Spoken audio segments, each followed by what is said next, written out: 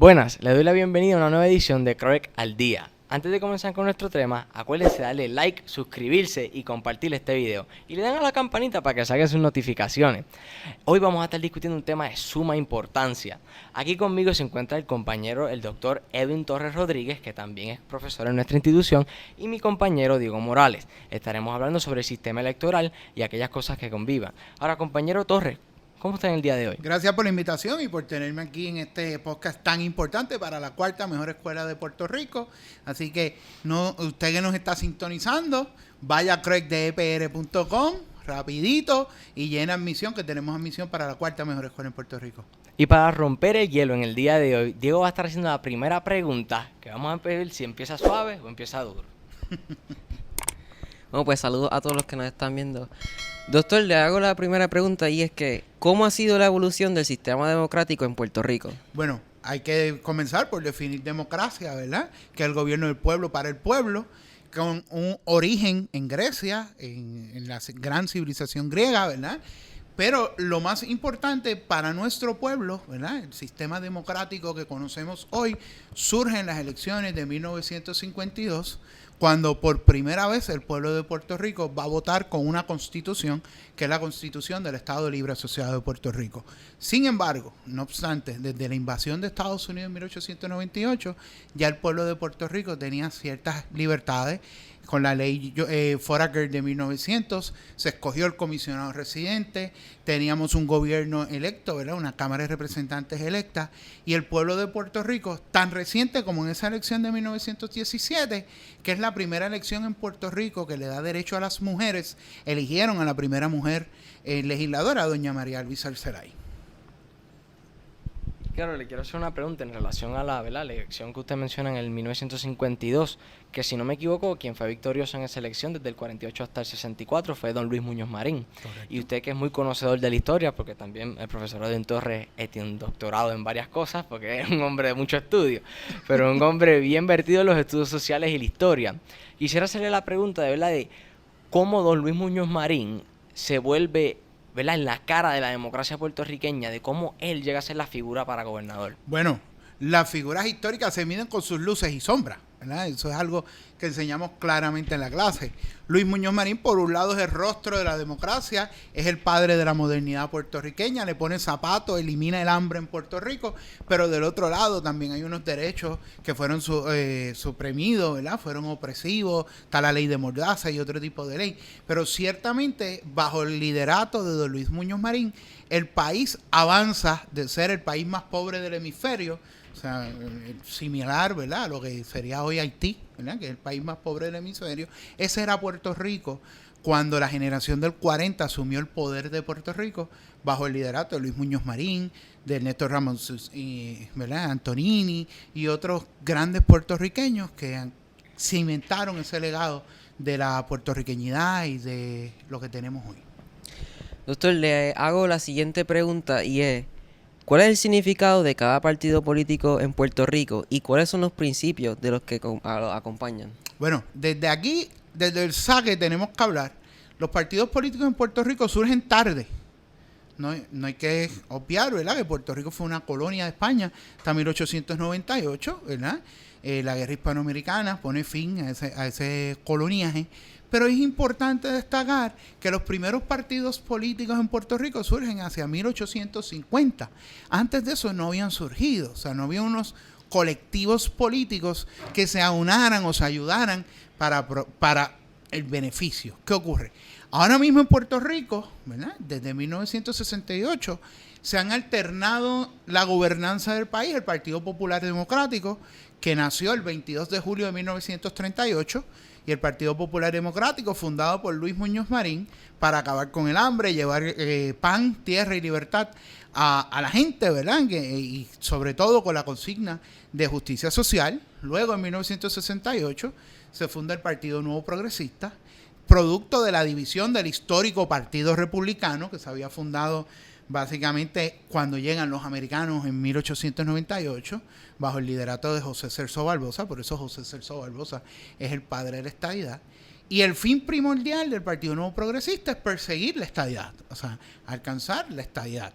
No importa, ¿verdad? Pero todas las medidas son para alcanzar esta estadidad. El tercer partido, ¿verdad? Es el Partido Independentista Puertorriqueño, que se funda en el 69. Partido Independentista Puertorriqueño, lo que busca y por lo que se funda es para luchar por la independencia de Puerto Rico. Eventualmente, a partir de las elecciones de 2004, hay un movimiento de partidos emergentes, los llamados partidos emergentes, que comenzaron con Rogelio Figueroa, y el Partido Puertorriqueños por Puerto Rico.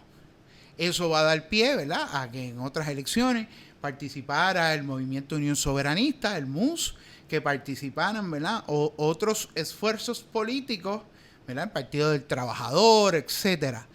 Y de ahí es que sale, ¿verdad?, el proyecto Victoria Ciudadana, el movimiento Victoria Ciudadana, que es un conjunto de esos partidos emergentes que se deshicieron y se unieron en una nueva alternativa que llamaron Movimiento Victoria Ciudadana. Recientemente entonces está el último partido que surge, ¿verdad?, del área conservadora, ultraconservadora de Puerto Rico, ¿verdad?, el partido Proyecto Dignidad, que básicamente lo que trae es todo lo que es el ala ultraconservadora de Estados Unidos, protección de religión, ir en contra, ¿verdad?, de los derechos reproductivos de la mujer, entre otros asuntos ultraconservadores del mundo. Y ahora que ya discutimos, ¿verdad? Gracias a Diego por esa pregunta tan buena de lo que son los partidos políticos, podemos ir entrando un poquito en la Comisión Estatal de Elecciones. Y como un poquito discutíamos antes de que empezaran, ¿verdad?, las cámaras a rodar, estábamos discutiendo lo que eran los comisionados. Y quisiera que usted le explique al público que nos está viendo lo que son los comisionados de cada partido. Seguro que sí. Antes de entrar a los comisionados hay que hablar de la figura de lo que es la Comisión Estatal de Elecciones. La figura de la Comisión Estatal de Elecciones surge en los 80 para ser un organismo neutral en un país que iba en crecimiento. Históricamente Puerto Rico se estaba proyectando a ser un país en 2004 que tuviera sobre 3 millones de habitantes, ¿eh? Un país que inclusive llegó a soñar con las Olimpiadas del 2004. O sea, ¿dónde íbamos a meter 3 millones de visitantes que visitan las Olimpiadas? Pero esa era la expectativa de un país que estaba a la cabeza del desarrollo económico del Caribe y que llegó a ser modelo de desarrollo económico para el mundo. Pero contestando a tu pregunta, o sea, la Comisión Estatal de Elecciones es un ente, ¿verdad?, neutral para administrar el proceso electoral en Puerto Rico, que tiene un presidente, una presidenta alterna, y en esa junta están los comisionados electorales. ¿Qué es el comisionado electoral? La figura del comisionado electoral la designa el presidente del partido político. Para usted estar en la junta de comisionados, tiene que haber quedado inscrito en las elecciones anteriores, lo que quiere decir que tienes que haber sacado mínimo un 5% del voto al gobernador íntegro, que eso es una situación que podemos adelantar, ¿verdad?, como la mayoría de los partidos en la próxima elección no van a alcanzar ese 5%, y de los 5 partidos que tenemos inscritos, pues hay que ver si van a quedar 2, van a quedar 3, eso es algo que está por verse, ¿verdad?, en las próximas semanas. Pero realmente la figura del comisionado es esa persona que defiende los intereses electorales de su colectividad en la Junta de la Comisión Estatal de Elecciones, y es el jefe de todos los empleados políticos que paga la Comisión Estatal de Elecciones, que son reclutados por los distintos líderes de los partidos políticos en todas las esferas, desde la esfera municipal hasta la esfera estatal. Y una cosa bien importante, ¿verdad?, porque he visto en varias plataformas de gente joven, que es verdad que estamos viendo el auge de inscríbete y todas estas cosas, y he visto mucha gente joven mencionar que se inscriban como funcionarios de colegio, pero yo soy una persona que no sé mucho sobre lo que es un funcionario de colegio, y he visto varias personas que tampoco, porque se habla mucho de ser un funcionario de colegio para, pues, preservar la pureza de la elección o los ajustes de la elección, y quisiera saber, ¿verdad?, porque usted, profesor, entiendo que ha tenido experiencia en estas cosas, ¿qué es un funcionario de colegio? Nuestro sistema electoral se basa en la desconfianza. Eso es lo primero que hay que saber. O sea, la Comisión Estatal de Elecciones es el instrumento que garantiza la democracia del país porque se basa en la desconfianza. Empezando por ahí. ¿Qué es un funcionario de colegio? Importante. Antes de llegar al colegio, existen unas unidades electorales. Esas unidades electorales, para los compañeros que nos sintonizan, son las escuelas, al edificio grande donde tú llegas a realizar el sufragio, ¿verdad?, a votar. Esa es la unidad electoral. La unidad electoral responde a algo mayor que son los precintos electorales. Los precintos electorales se dividen en función de los distritos senatoriales y representativos. Es decir, cuando tú llegas al colegio, ya es el salón donde tú vas a emitir el voto. Te entregan las 3 papeletas, que en esta elección son 5 papeletas, que me imagino que en algún momento del podcast hablaremos de esas 5 papeletas, pero el asunto es que el funcionario de colegio es el que vela por ese proceso. El funcionario de colegio es la persona que está metida en ese salón velando que los intereses de su partido se lleven a cabo y que no hayan actos de violación de la ley electoral, ¿verdad? Como ha ocurrido en el pasado, el vaciado de lista, etcétera, que con la máquina de escrutinio eso es mucho más complicado ahora mismo, pero la máquina es otro asunto que podemos trabajar. En esencia, el funcionario de colegio es la persona que está cuando usted va a emitir el voto para velar y garantizar que sus derechos como elector no sean violentados. Y verdad, usted no está hablando desde su experiencia personal porque usted fue funcionario de colegio. Sí. ¿Nos podría compartir alguna vivencia o experiencia que tuvo siendo funcionario de colegio? Bueno, lo que pasa es, ¿verdad? Son jornadas extenuantes, porque en la pasada elección yo fui coordinador de unidad. O sea, empezamos a las 5 de la mañana y acabamos a las 11 de la noche de entregar el colegio. Así que son jornadas extenuantes, pero la satisfacción es la garantía de la democracia. O sea, yo creo que todo ciudadano debe ser funcionario de colegio, porque es lo que nos garantiza, a diferencia de otros regímenes del mundo, ¿verdad? Ahora que está de moda Venezuela, ¿verdad? Que a la gente le gusta hablar de Venezuela, pero y sacar de contexto todo, ¿verdad?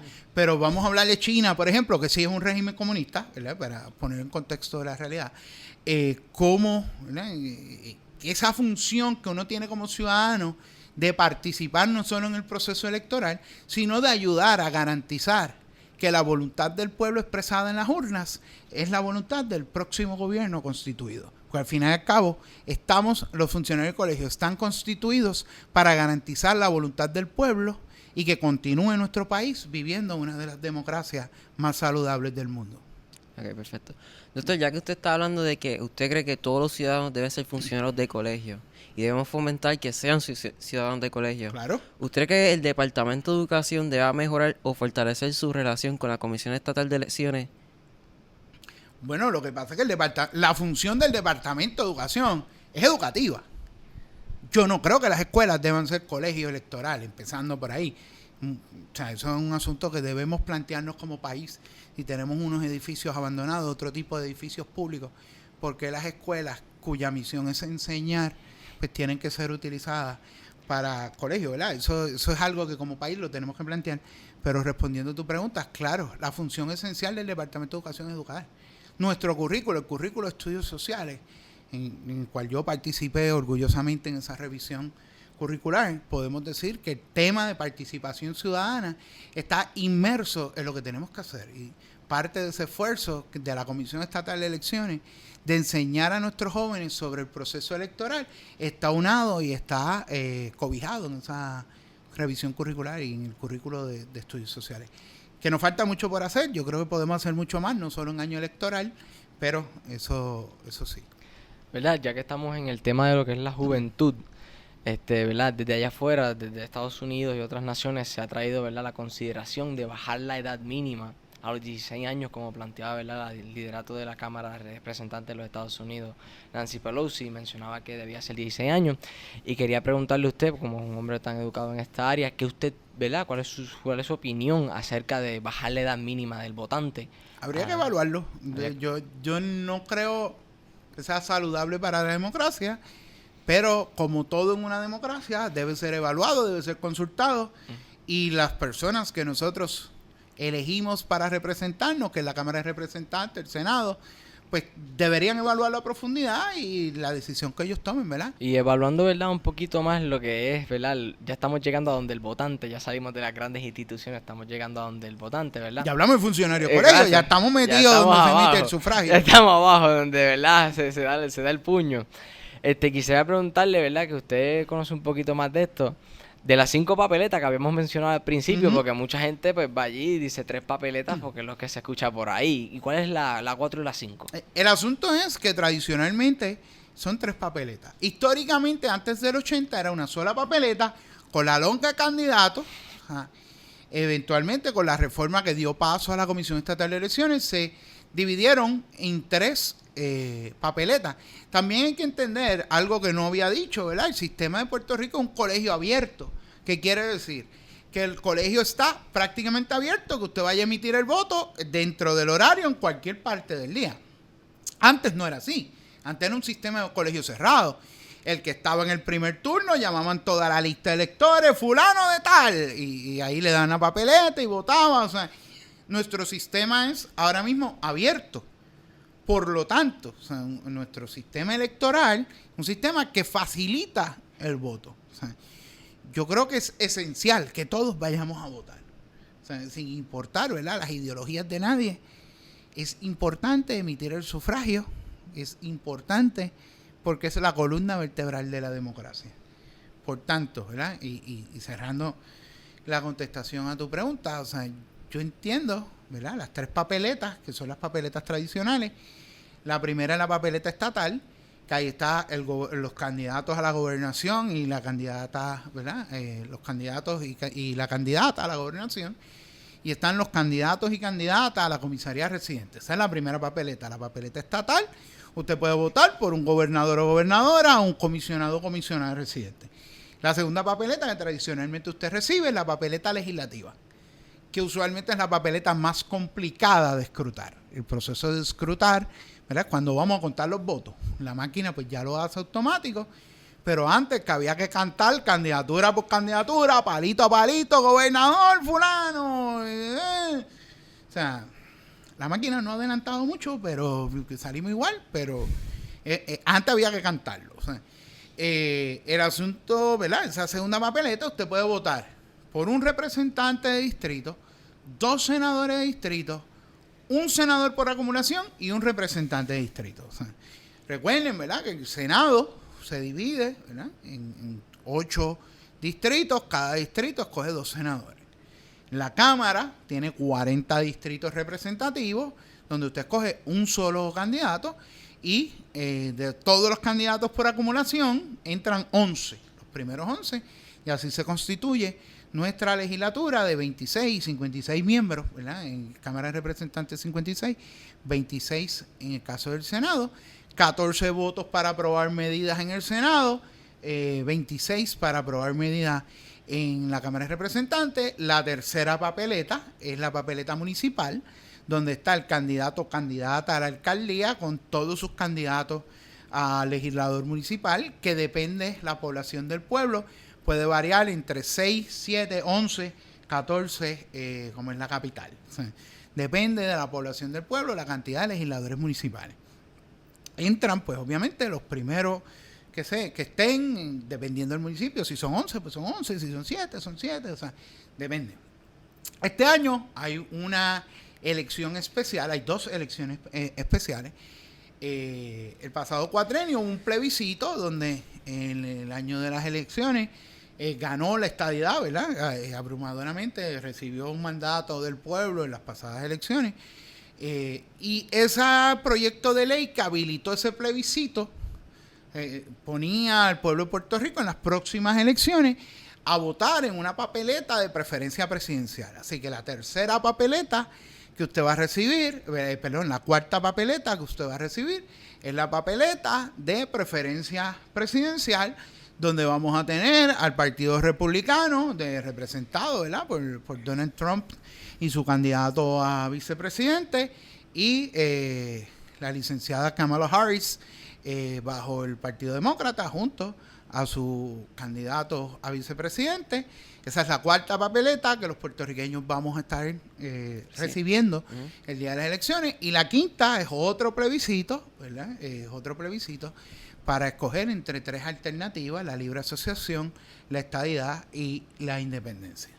Así que son 5 papeletas: estatal, legislativa, municipal, presidencial y el plebiscito sobre el estatus.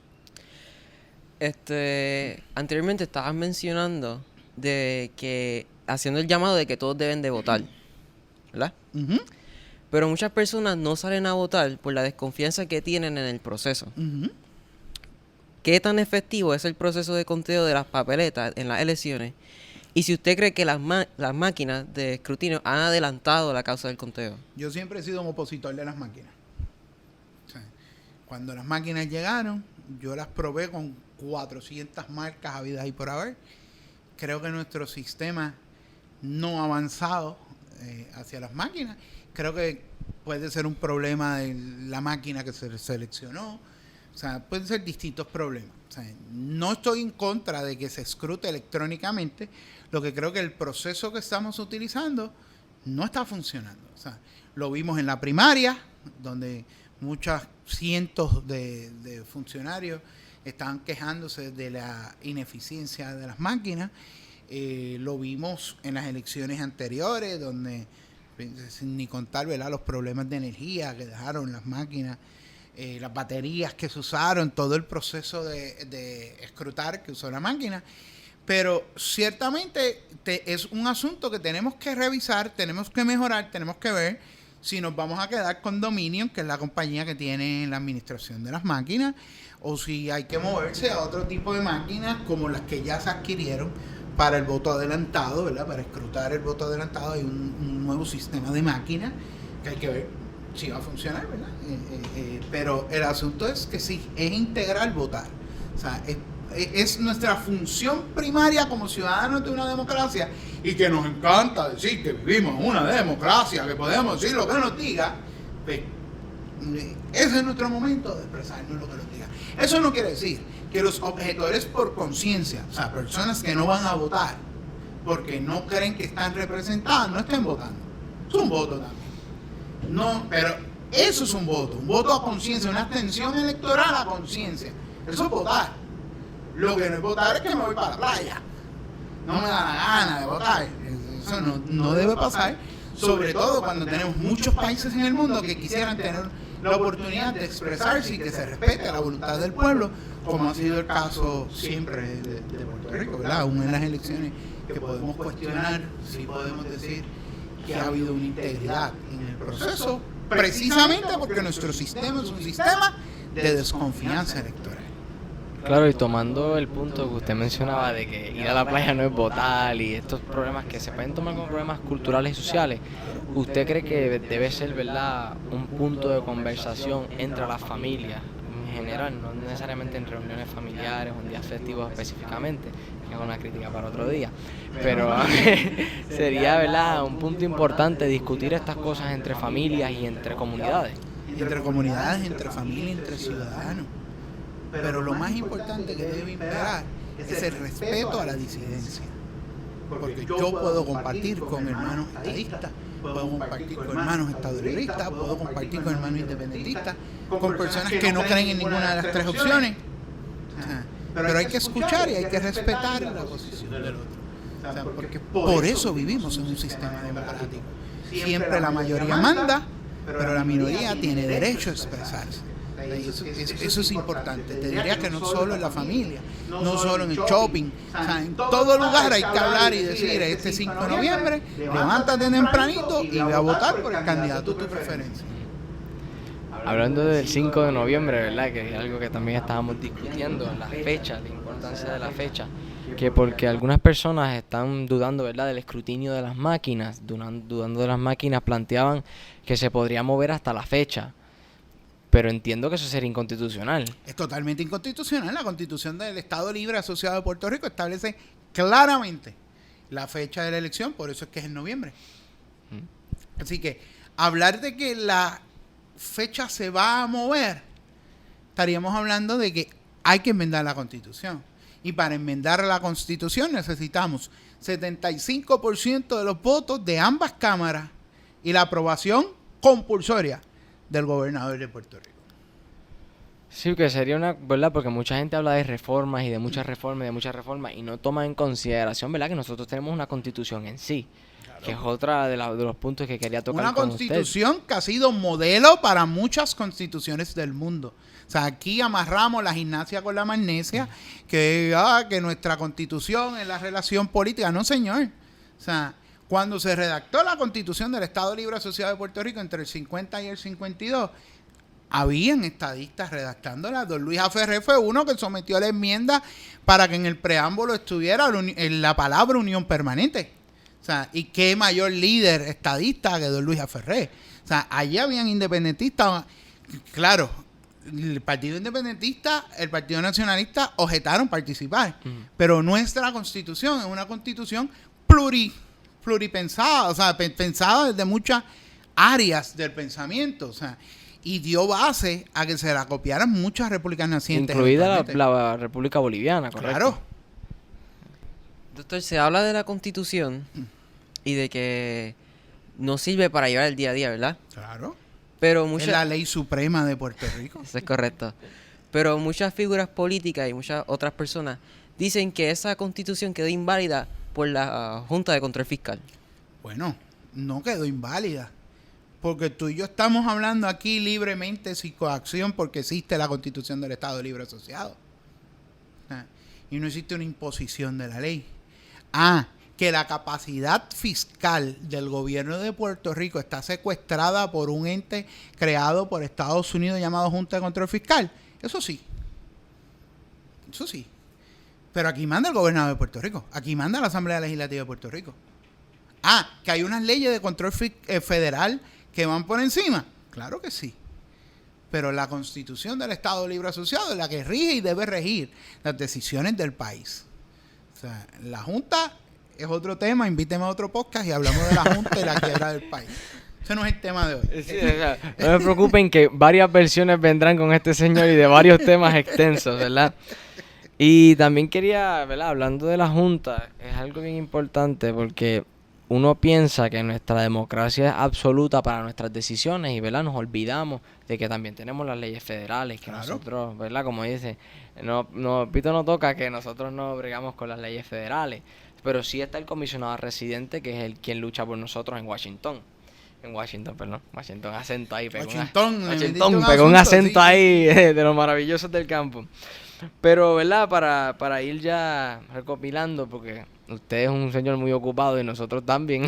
Pues si estamos empezando, Ca- no llevamos ni 20 Si minutos. estuviéramos aquí empezando, Podemos seguir estuviéramos aquí hablando. 1000 horas. Esto está bueno. Pero vamos a continuar, usted no se preocupe. Pues dale, la pues tira pregunta pa'lante. que viene va a estirar el Pues tira chicle. para adelante. Y es la siguiente. Si usted, doctor Edwin Torres Rodríguez, la quiero leer para no maltratarla ni morderla tampoco, fuera escogido por el gobernador o gobernadora y no tuviera que lidiar con los comisionados de los partidos, ¿qué cambio o mejora le haría al proceso electoral? Lo que pasa es que nuestro sistema electoral está basado en la desconfianza. O sea, y como está basado en la desconfianza, eso es lo que tenemos que ampliar. O sea, el código electoral, la última enmienda al código electoral le quitó muchos poderes a los comisionados. Yo entiendo que deben tener mucho más poderes. Entiendo también que tenemos como país que revisar el proceso de endosos. O sea, nuestro país está cambiando y es una realidad que no podemos ver. Ya no tenemos 3 partidos, tenemos 5 partidos. Hemos tenido candidatos independientes a la gobernación. O sea, tenemos un montón de candidatos independientes a la legislatura. O sea, tenemos una legislatura diversa por primera vez. Tenemos un Senado de mayoría de mujeres por primera vez en nuestra historia. Así que la Comisión Estatal de Elecciones ha cumplido su rol con la sociedad puertorriqueña. Ahora, el registro electoral electrónico no funcionó. No funcionó. Eso es algo que tenemos que evaluar. Nos vamos a mover a un registro electrónico, vamos a buscar otra alternativa de registro electrónico o vamos a regresar a tener las juntas de inscripción permanentes abiertas con otro tipo de andamiaje de servicios múltiples. O sea, porque yo siempre lo que planteé es que no se debían cerrar las HIPs. La HIP era el instrumento para tú ampliar los servicios a la ciudadanía. Por ejemplo, traer el certificado de nacimiento, el certificado de defunción, que se pudieran hacer en la HIP, que esos servicios se pudieran dar directo a la gente. Pero la Comisión Estatal de Elecciones tiene que ampliar ese balance de desconfianza. Que ya no son 3 partidos, que son 5. Eso garantiza la democracia. Doctor, si puede hacer, ¿verdad? Hacer un paréntesis y explicar a nuestro público qué son las HIPs. ¿O qué significa Las HIPS? juntas de inscripción permanente eran locales que tenía la Comisión Estatal de Elecciones en balance político, o sea, un representante de cada partido para hacer transacciones electorales. ¿Qué es una transacción electoral? La transacción electoral básica es la inscripción, reinscripción. Yo no voté en la elección pasada, quiero votar en esta, tenía que ir a la JIP a inscribirme antes del cierre electoral. Pero eso se podía hacer los 4 años porque tenían la JIP ahí caminando. Ahora mismo tuvieron que crear JIP transitoria. Y eso afecta inclusive hasta la calidad de transportación del material electoral el día de la elección. Porque tú tendrías que ir, por ejemplo, de Fajardo tienen que venir a Ceiba a buscar el material electoral si no tuvieran una JIT, una Junta de Inscripción Transitoria. O sea, así que eso es uno de los cambios, ¿verdad? Me llevas a dar la pregunta. Sí, porque entiendo yo, ¿verdad? He escuchado la opinión de varias personas, como le dicen los dichos del viejo, que es que cuando todo se hace electrónico digital y nos vemos obligados a hacerlo hasta transitorio, es que se pierde el sentido de urgencia a hacer estas cosas. Porque no habría la necesidad de tener que hacer algo movilístico si la gente quisiera ir. Lo que pasa es que nos quejamos Ujú. por cualquier cosa a veces en este país. Entonces, en ese aspecto electoral, cuando le tenemos que dar la pertinencia, no es en el año electoral. Yo sí creo que había que transformar la JIP en otra cosa que dieran más servicio a la gente. Pero se comprobó que la opción no era cerrarlas.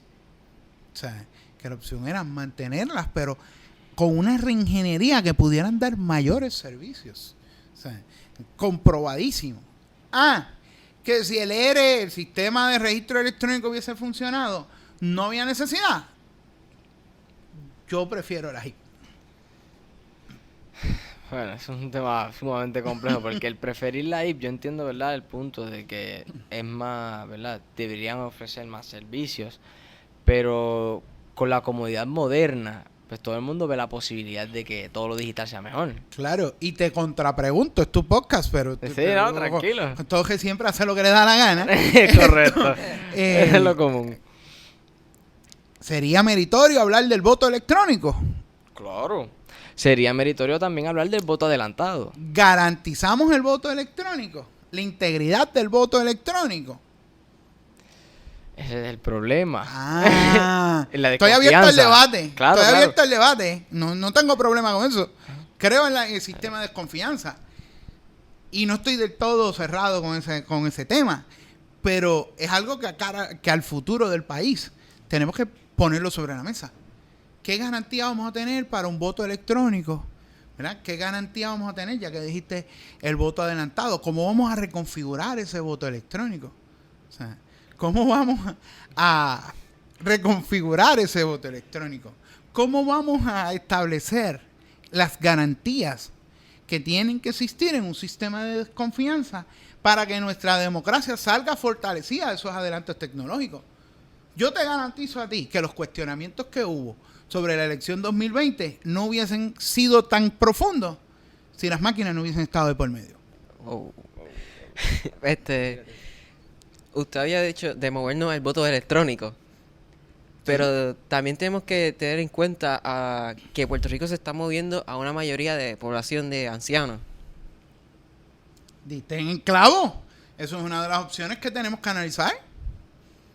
Porque estamos usando por primera vez el registro electrónico. Cuando tú llegas al colegio tienes que firmar una tableta. No funcionó en la primaria ese sistema. O sea, ¿vamos a garantizar el voto electrónico con una población mayor? Puede que sí, puede que haya un mecanismo. Yo no estoy opuesto, pero creo que es una discusión que qué bueno que ustedes como jóvenes la tienen en la mesa, porque es una discusión que hay que traerla. Y hay que traerla en todos los aspectos académicos del área. O sea, realmente vamos a ceder el derecho de la desconfianza. ¿Cuál va a ser la seguridad que tiene ese voto? ¿Cuál va a ser la seguridad? ¿Qué seguridad tengo yo? Que esa máquina está escrutando mi voluntad como un elector. Porque yo sé que en el sistema antiguo el funcionario que sabe que yo pertenezco a tal colectividad iba a estar velando esa papeleta. Ahora no la tengo, no tengo esa certeza. Y yo creo en el escrutinio electrónico, porque garantiza, amplía las libertades de que el voto es secreto. Pero tenemos que ver si realmente la modalidad que tenemos es la modalidad adecuada. Para ahora, para el futuro y para una generación que envejece, que cada vez le va a ser más difícil venir al colegio a votar, porque sabemos que en nuestras escuelas casi todos los salones son segundo piso, hay que subir escaleras, las rampas muchas no están en opciones. O sea, ¿qué garantías le voy a dar yo a don Juan del barrio Matulla de Maunabo, que tiene 88 años, que quiere ir a votar por su candidato de preferencia, y él quiere ir al colegio, pero tiene una operación de rodilla y no puede subir al segundo nivel? ¿Le voy a garantizar un voto electrónico? ¿Él va a votar electrónico o va a preferir no votar porque desconfía del proceso? Esos son cuestionamientos que tenemos que levantar y que les toca las respuestas a ustedes. Porque ya los que estamos adultos ya sabemos lo que vamos a hacer y estamos claros lo que vamos a hacer y cuál es nuestro sistema electoral. Pero ustedes, los jóvenes, tienen que comenzar a plantearse, y es mi invitación a toda la comunidad de Croix, ustedes como jóvenes tienen que comenzar a plantearse cuál es el sistema electoral que yo aspiro a tener para mi país, porque eso es lo que está en juego. O sea, ¿cuál es el tipo de democracia que yo como joven quiero pertenecer a ella? ¿Cuál es el tipo de democracia que yo como joven, que ya mismo voy a ser adulto, quiero tener en mi país? Eso es lo que está en juego. O sea, cuando hablamos de la debilidad o la fortaleza del sistema electoral, o sea, y es importante que ustedes se lo planteen. O sea, y miro a la cámara porque quiero ser puntual en esta invitación a todos nuestros estudiantes y a toda la audiencia de este podcast. Joven, ¿verdad? ¿Cuál es el tipo de democracia en la que yo quiero participar? ¿Cuál es el tipo de acción que yo como líder o como ciudadano tengo que asumir de cara al futuro de la nación puertorriqueña? Claro, y tomando en cuenta algo que mencionó usted ahorita de que sería el sistema de ahora. Me puse reflexivo, el perdón. No, aquí estamos para filosofar. Tomando en consideración lo que usted había dicho de el sistema que tenemos ahora es un sistema para el futuro y en adelante. Sería, ¿verdad? Porque se ha observado en otros lugares que la gran lucha entre los partidos, ¿verdad? De que él hizo este sistema, no funciona por culpa de él, no por culpa mía en este momento. Pues entiendo que, ¿verdad? Pueden haber un poquito de conflicto de intereses cuando vemos también con las máquinas, lo podemos ver lo mismo con los funcionarios, porque alguna persona puede decir, pero esta persona está, ¿verdad? Filtrándola a conveniencia, que para eso es que se debe conservar, ¿verdad? La integridad de la elección. Ahora, cuando viene a esos sistemas híbridos, entiendo yo que hay más room for error, como dicen hoy en día. Margen de error. Margen de error, perdón. En términos de que pues el voto digital tú no puedes comprobar en sí la, ¿verdad? La validez del mismo y la filtración del mismo casi nadie sabe quién lo hace. Hay que analizarlo. O sea, vuelvo y te digo, no es un asunto de decir no, es un asunto de ver cómo lo vamos a hacer, porque nuestro código electoral obliga una transición al voto por internet, ¿verdad? Electrónico. Electrónico. O sea, y no se ha implementado, pero de cara al futuro podría implementarse. Mi invitación es a ver cómo lo vamos a hacer, de qué manera lo vamos a hacer, cuál es la manera más saludable para dos cosas: la integridad de ese voto y cómo se va a escrutar, y dos, cómo yo como elector voy a saber que esa modalidad va a garantizar mi derecho a que mi voto sea secreto. Porque el voto secreto no es un invento. El voto secreto responde a la historia propia de Puerto Rico, donde los hacendados obligaban a la gente, a sus empleados, a ir, ¿verdad? A sus agregados, los obligaban a ir a las urnas y los perseguían y les votaban. De ahí donde viene, ¿verdad? La conciencia de vergüenza contra dinero que usó Muñoz Marín. O sea, el voto es secreto para proteger la integridad del ciudadano misma frente al Estado, frente a su empleador, frente a otros factores externos. O sea, ¿cómo el voto electrónico me va a ayudar a mí? O no, sí o no, ¿verdad? Yo no estoy tomando un partido aquí, un lado aquí de la historia. O sea, yo simplemente estoy tirando unos cuestionamientos. ¿Qué es lo que tenemos que ver? O sea, de cara al futuro. de cara a la inmediatez es continuar llevando el mensaje que el 5 de noviembre son las elecciones generales y que salga hasta el gato a votar. O sea, este país tiene que salir a votar, punto. O sea, el voto es la garantía de la democracia fortalecida. Y si queremos tener una mejor democracia, si queremos tener mejores servicios como país, esos servicios comienzan ejerciendo el voto. Por la persona que mejor nosotros entendamos, por los hombres y mujeres que mejor entendamos que sirven a los intereses del país. O sea, de eso es que se trata esta elección y las elecciones futuras. O sea, ¿quién es el mejor gobierno para servir a los intereses del pueblo de Puerto Rico en construir un mejor futuro? Para tocar ese tema un poquito, ¿verdad? Antes era bien tradicional, por lo menos en los tiempos de mis abuelos y de mis papás, que se votara rajando la papeleta, como dicen por ahí, rajándola. Eso es voto íntegro. El voto una de las íntegro. 3 modalidades de voto. Son 3 modalidades de voto. Voto íntegro, que es bajo una insignia. Voto mixto, que es una insignia y uno o varios candidatos fuera de la insignia por donde votaste. Y 3 candidaturas sin voto bajo la insignia y votándole al lado directo a los candidatos. Que ve el último que usted menciona, entiendo que es lo que la gente llama el voto a conciencia, que es votar por candidato específico en términos de diferentes, ¿verdad? Pero ya sea la legislativa, la estatal y tal más cual. Y hemos visto, ¿verdad? Un incremento en Que eso. difiero de esa apreciación. Todo es voto a conciencia. Porque yo voy a votar porque creo en quién voy a votar. Ujú. O sea, esa es la conciencia. O sea, yo difiero totalmente de esa Sí, pero apreciación. eso es otra Pero cosa que eso se es otro malentiende. matiz. Esas son Ajá. cosas que se malentiende, ¿verdad? Es otro matiz, pero culturalmente es el voto a conciencia. Por Como si, candidatura. como si los que van a votar el íntegro pues no tuvieran conciencia, ¿verdad? Sí, porque se tiene, ¿verdad? El malentendimiento que la mayoría de la gente no vota porque, él lo que va a votar es a rajar esta papeleta, a rajar la otra, pues para que yo voy a votar mixto si no va a pasar nada. Que eso es otra cosa que la gente, muchas de las personas que simplemente no votan, porque aquí no vota un 100% de la población. En ningún país del mundo. Y en vota ningún el país del 100% mundo. de la Claro, población. porque se tiene el pensamiento de que mi voto no cambia nada. Por eso es que el sistema de desconfianza también. Te voy a dar un ejemplo sencillo. Gabriel Boric en Chile. En Chile. Gabriel Boric es el presidente de Chile. El presidente de Chile fue el líder del movimiento estudiantil en la huelga de principios de 2010. O sea, de esa década. Gabriel Boric levantó un grupo de estudiantes para garantizar mejores condiciones en la Universidad del Estado. Eventualmente fue apoyado por la presidenta Michelle Bachelet en ese momento. Crearon la reforma universitaria y Gabriel Boric se consolidó como un líder y hoy es el presidente de la República de Chile. Claro, y eso. La República, que es un concepto que tenemos que aclarar.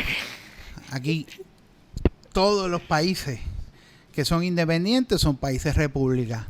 Así que unos sí, otros no, ¿verdad? Que eso es otro issue que tenemos como en contubernio en este país ahora mismo. República lo que significa un país independiente que es gobernado de una manera republicana. Que tiene gobierno central, gobierno legislativo, gobierno judicial. That's it. Usted que ahora menciona la República, como decía Ferrer, él creía que el estatus no se resolvía en año de elecciones. De Luis A. Ferrer. Eso es exacto. uno de los textos de Luis A. Ferrer, correcto. ¿Usted concuerda con Ferrer? Lo que pasa es que eso no nos toca a nosotros decidirlo, eso es un asunto legislativo. O sea, las personas que nosotros escogimos entienden que debemos darle a la machaca otra vez. Pues esa es su prerrogativa. O sea, a nosotros nos corresponde que, como elector a conciencia, ir a votar o a no votar o echarle en blanco, ¿verdad? Como hay distintas opciones, varios partidos que han planteado que esas papeletas se van a echar en blanco porque no es un ejercicio de bala al aire. O sea, que don Luis A. Ferrer tenía mucha conciencia, por eso dijo que la razón no grita, la razón convence.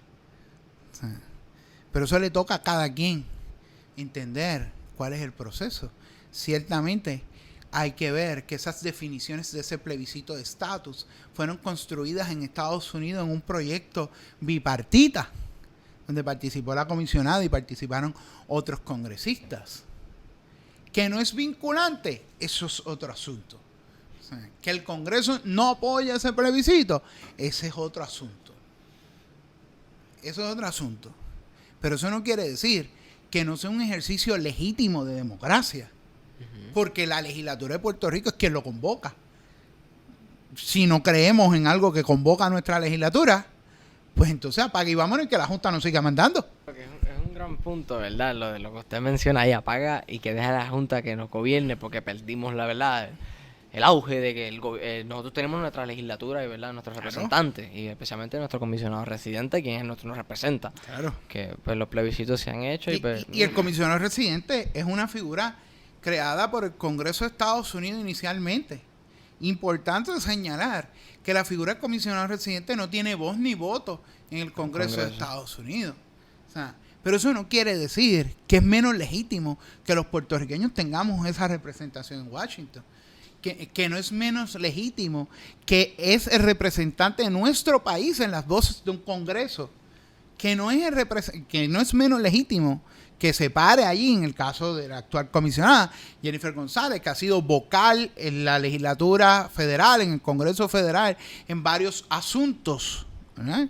Estemos a favor o estemos en contra de lo que plantea. O sea, ese no es el hecho aquí, ¿verdad? Es un hecho meramente educativo. Así que, pero la voz del comisionado residente es esencial, o sea, para el desarrollo económico del país. ¿Y cuál es volvemos a lo mismo? Fíjense que he insistido. ¿Cuál es el tipo de democracia que como ciudadano yo quiero tener? ¿Cuál es el tipo de democracia que como ciudadano yo aspiro a tener? Esos son los cuestionamientos que tenemos que hacer de cara al 5 de noviembre a votar por las opciones que tenemos. O sea, aquí hay opciones para todo tipo de personas en esta elección. Y como te decía, no votar a conciencia es un voto. Sí, claro, porque pues entender todas estas cosas, como usted dice, votar a conciencia, que son cosas que se malentienden o se sobreanalizan, porque pues, se piensa que es simplemente tachar todo y cuando te das cuenta ves rajado la papeleta también. Pues hay gente que esas cosas ocurren.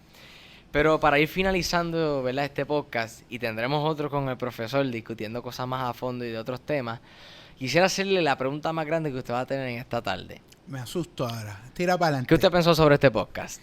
Es un extraordinario esfuerzo. Quiero felicitar a los compañeros que están detrás de él, ¿verdad? Especialmente a Santana, que se ha echado este esfuerzo encima, a ustedes, al equipo de producción, aquí a la superproducción. Un aplauso a la producción. No hemos aplaudido a la producción, gente. Aquí hay una producción extraordinaria, ¿verdad? De compañeros, profesores, estudiantes que queremos echar para adelante, ¿verdad? Y los esperamos. Lo más importante de este podcast, si a usted le gustó, esta dinámica es una dinámica tradicional de nuestra escuela, una conversación sana, saludable, intelectual en nuestra escuela. Y si a ti te gustan las ciencias y matemáticas, este es tu escenario, 5 estrellas de excelencia académica, la 4ª mejor escuela en Puerto Rico y no hay duda alguna, la mejor escuela del área este. Aquí es donde te esperamos, aquí es donde tienes que estar con nosotros para tener estos diálogos, para hacerte un científico de excelencia, para hacerte un matemático de excelencia. Este es tu centro, esta es tu casa, creo que es mi casa. Y claro, que no se les olvide darle like, suscribirse. Párate, que quiero decir algo más antes de cerrar. 5 de noviembre, padres, madres, maestros que nos están escuchando, vaya a votar con el corazón en la mano por la democracia que usted aspira a tener. El país que usted aspira a tener comienza el 5 de noviembre cuando usted vaya a votar por los hombres y mujeres que a conciencia, usted entiende, son los mejores para el futuro de la nación puertorriqueña. Para concluir, ¿verdad? Ahora sí, no voy a decir más nada. Que no se le olvide darle like, suscribirse a nuestro canal y seguirnos en todas las redes. Dale a la campanita para que se acuerden, por favor, porque estas cosas salen y a uno se confunde de cuándo chequear y cuándo no. Y comparte el contenido. Y comparte el contenido, claro. Esto es para llegar a todos los oídos, bocas y ojos posibles en el mundo. Y para hacer el cierre clásico, esto ha sido Croec al Día.